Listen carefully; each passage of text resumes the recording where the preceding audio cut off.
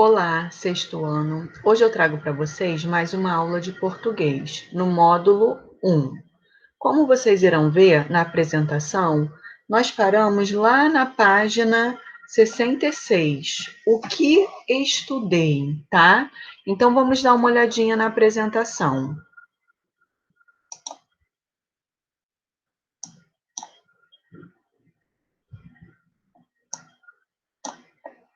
Histórias curtas que têm como personagens animais, objetos, elementos da natureza e plantas com características humanas são denominadas fábulas, criadas pelo povo para divertir, ensinar e promover uma reflexão no ser humano.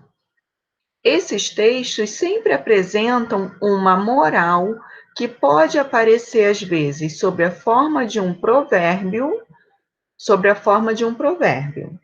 Nas fábulas, quando as indicações de tempo e lugar aparecem, elas são imprecisas e indeterminadas. Esse recurso faz essas histórias valerem para qualquer época e qualquer lugar. Então, essas são as características da fábula, tá?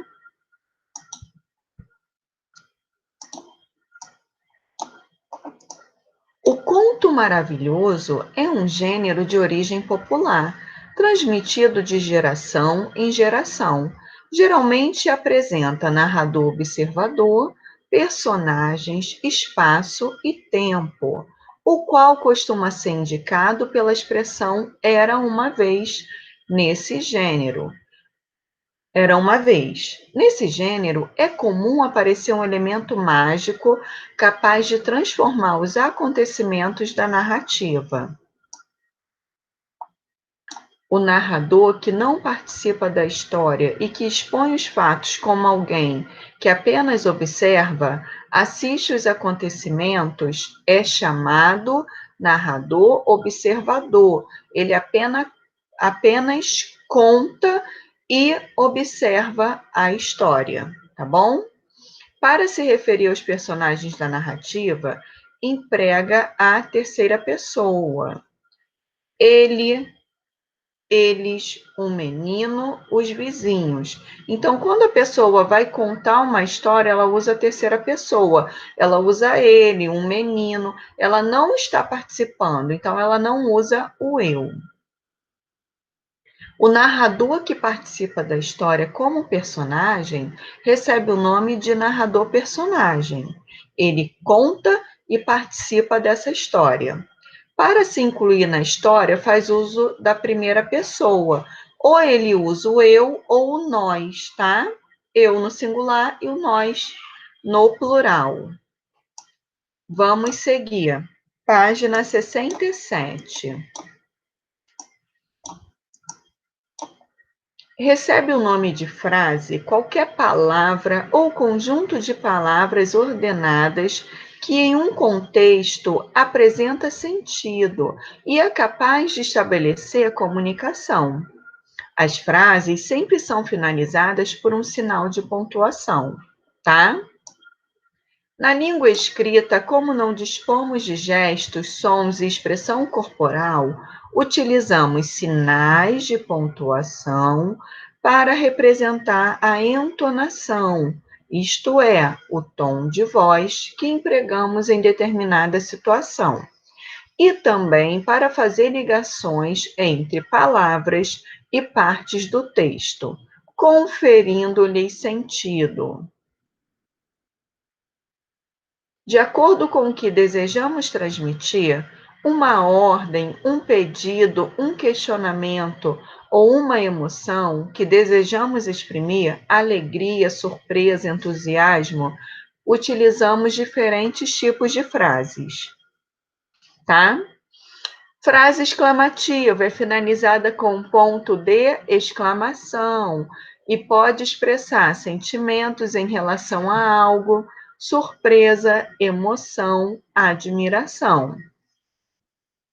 Frase declarativa é usada em respostas ou para contar ou informar algo.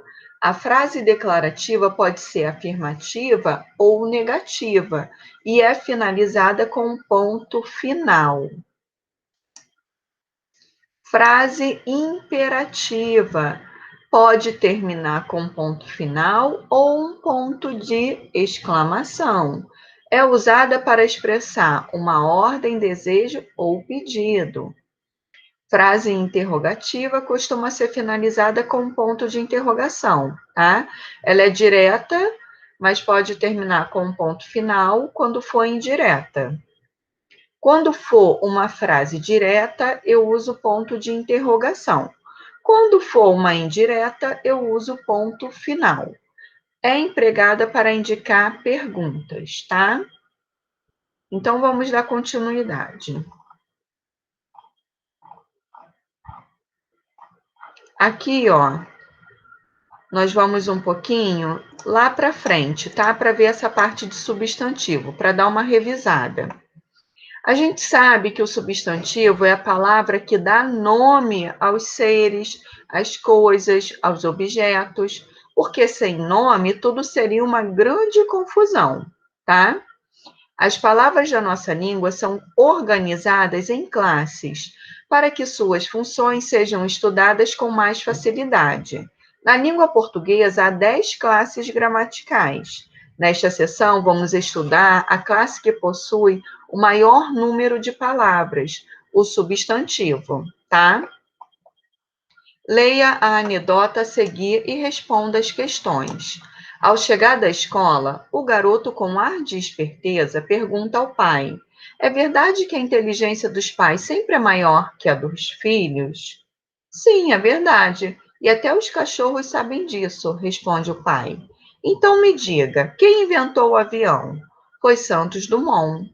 Nesse caso, por que não foi o pai dele? Quais são os personagens dessa anedota? O garoto e o pai. Qual é o nome do lugar de onde o garoto chega? Escola, ou seja, o substantivo escola. Que palavra dá nome à invenção de Santos Dumont? O nome, o substantivo avião. Que animais foram citados nessa história?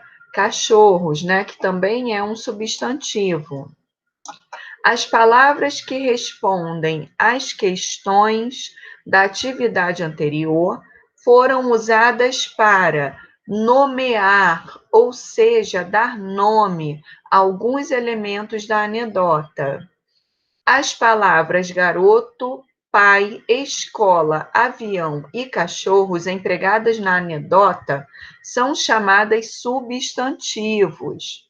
Substantivo é a palavra que dá nome aos seres reais ou imaginários, como animais, pessoas, objetos, sentimentos, lugares, ações e estados. Então, olha só, como eu disse, o substantivo nomeia isso tudo, tá? Então, vamos lá. Nós vamos ver que o substantivo pode ser simples ou composto. Simples quando ele é formado por uma única palavra. Composto quando ele é formado por duas ou mais. Meu pai e eu renovamos todo o guarda-roupa da mamãe, Fê. Verdade mesmo? Sim, pintamos ele de azul. Que decepção, né? No primeiro quadrinho, como Armandinho se sentia pela tarefa que ele e seu pai havia realizado. Uma dica muito importante é o prestar atenção na fisionomia dos personagens, tá? Olha como elas mudam no decorrer dos quadrinhos. Então, no primeiro momento, a gente vê aqui, ó, que a expressão dela era de feliz, de satisfeito, de contente, tá? A expressão do Armandinho no primeiro quadrinho era de alegria, de felicidade. Como o Fê reagiu no segundo quadrinho, ó, ao ouvir a novidade do Armandinho? Ela também ficou feliz, satisfeita, contente. No último quadrinho, Armandinho explicou como aconteceu a renovação do guarda-roupa. Qual foi a reação de Fê ao ouvir essa explicação? Ela ficou muito séria. Por que ela reagiu assim? Porque provavelmente ela ficou decepcionada, tá? A palavra guarda-roupa é formada por quais palavras? São duas palavras, né? Guarda mais roupa. Então, eu tenho aí duas palavras. Guarda-roupa seria o exemplo de um substantivo composto, tá? Alguns substantivos são formados por uma única palavra, como pai, mamãe, carro, repolho, alface. Esses substantivos são chamados de simples.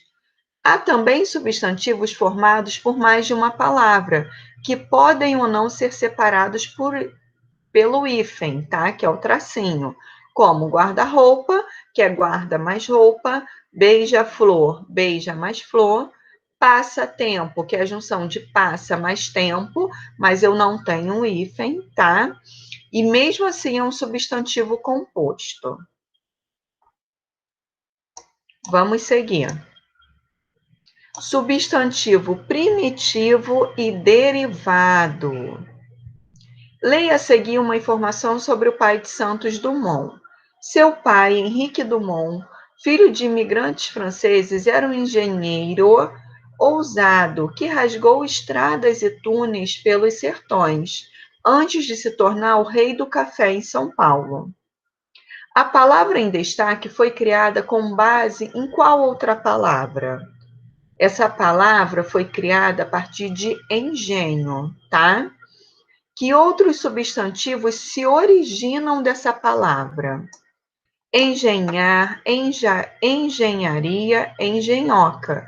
Ou seja, são substantivo. O engenho é um substantivo primitivo que dá base para formar outras palavras, que são chamadas de derivadas, tá? São chamados substantivos primitivos aqueles que não se originam de nenhuma outra palavra da língua e que podem dar origem a outras. É o caso, por exemplo, de engenho, caça, cavalo, rio, boi e plano. São chamados substantivos derivados aqueles formados com base em uma palavra já existente, ou seja, que se originam de outra palavra, como engenheiro, caçador, cavaleiro, riacho, boiada e planejamento, tá? Tudo, primeiro eu tenho uma palavra, o nome já diz que vem primeiro, primitiva, e as outras irão derivar dela. Substantivo comum e substantivo próprio. Releia dois substantivos retirados da biografia de Santos Dumont: rapaz e Santos Dumont.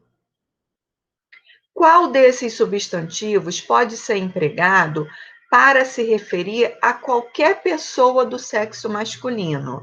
Esse substantivo é escrito com letra inicial maiúscula ou minúscula? O substantivo rapaz e é escrito com letra minúscula. Com que função o outro substantivo foi empregado? Nomear uma pessoa em particular, diferenciando-a das demais, ou para se referir a qualquer pessoa sem especificá-la. Então, vamos lá. Santos Dumont. Nomear uma pessoa em particular, diferenciando-o das demais pessoas, tá? Por isso, o emprego da letra maiúscula, para indicar a particularidade de algo.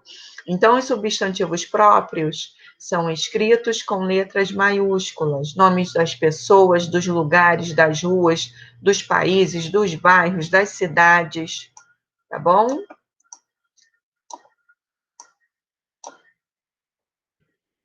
Substantivo coletivo. Um grupo de astrônomos anunciou em 2 de abril a descoberta da estrela mais distante já observada no universo. Batizada de LS1, os cientistas afirmam que ela é muito luminosa e tem uma massa 3 vezes superior à do Sol. A supergigante foi localizada em uma galáxia cerca de 9 bilhões de anos da Terra e fotografada pelo telescópio Hubble em abril de 2016. Agora leia a seguinte frase e compare-a com a destacada no trecho. Então, tenho aqui, ó, a destacada e a que eu vou ler agora. A supergigante foi localizada em um conjunto de estrelas a cerca de 9 bilhões de anos-luz da Terra e fotografada pelo telescópio Hubble em abril de 2016, tá? Qual é a diferença entre as duas frases? A substituição da palavra galáxia pela expressão conjunto de estrelas. Então, galáxia é o coletivo de conjunto de estrelas, tá? Essa mudança alterou o sentido da frase? Não. Por quê? Porque a palavra galáxia é empregada para nomear um conjunto de estrelas, tá bom? Recebe o nome de substantivo coletivo o substantivo comum, que no singular nomeia uma coleção ou um conjunto de elementos de uma mesma espécie. Por exemplo, os livros, né, o conjunto de livros, de biblioteca, o conjunto de fotos, álbum, conjunto de lobos, alcateia.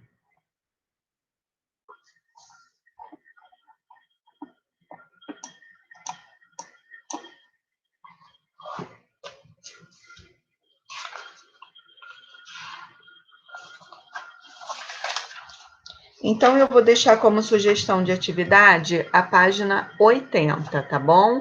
E a gente corrige na próxima aula. Muito obrigada pela atenção de vocês. Até a próxima aula. Tchau, tchau.